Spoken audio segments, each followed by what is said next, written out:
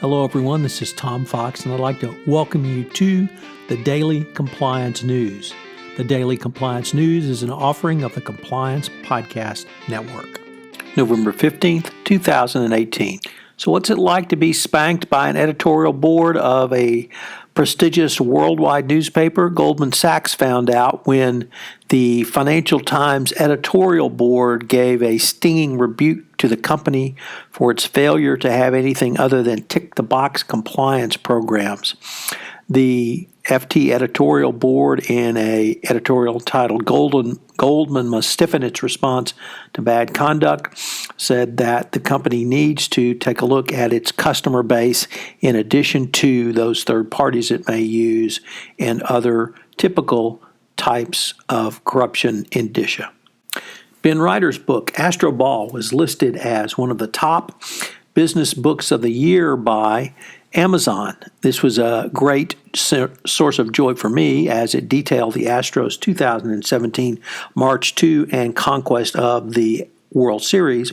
Also, it spoke to how data analytics can be used both in a detect but also preventative mode and had lots of implications for the Chief Compliance Officer. I certainly recommend it, and it's a lot of fun.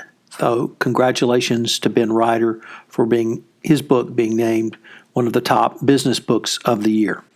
Next up, what's been the impact of GDPR on mergers and acquisitions?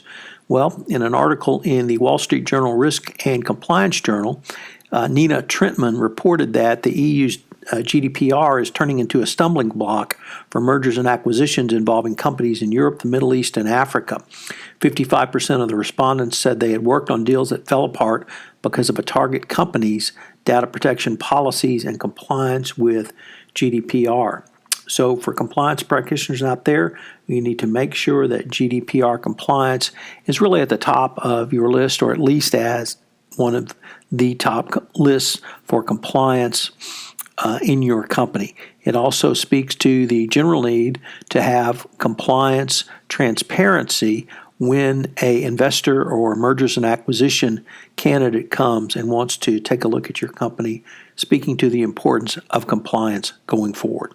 Finally, to all the naysayers who believe that FCPA enforcement is down under the Trump administrations and the formerly Sessions-run Department of Justice, Chuck DeRoss, says that's not true, that the enforcement numbers that come out on a quarterly or even half-year basis are basically meaningless. Also, if you've cut back on your compliance program because of the change in administration, he directly says this is short-sighted and foolish. He said this at a conference where, together with Kara Brockmeyer, they talked about enforcement under the new administration. It's an interesting article that will give you lots of insights into what may be really going on at the Department of Justice and the Securities and Exchange Commission.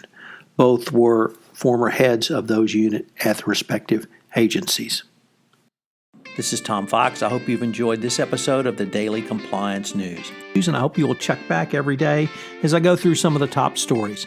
Once again, if this is a series that you enjoy or like or you find useful, I hope you will let me know as I consider whether I will move this forward into 2019. Please give me an email at tfox@tfoxlaw.com, or you can leave a comment on any of the sites where I list this podcast. Thanks again, and I hope you'll join me tomorrow for the Daily Compliance News.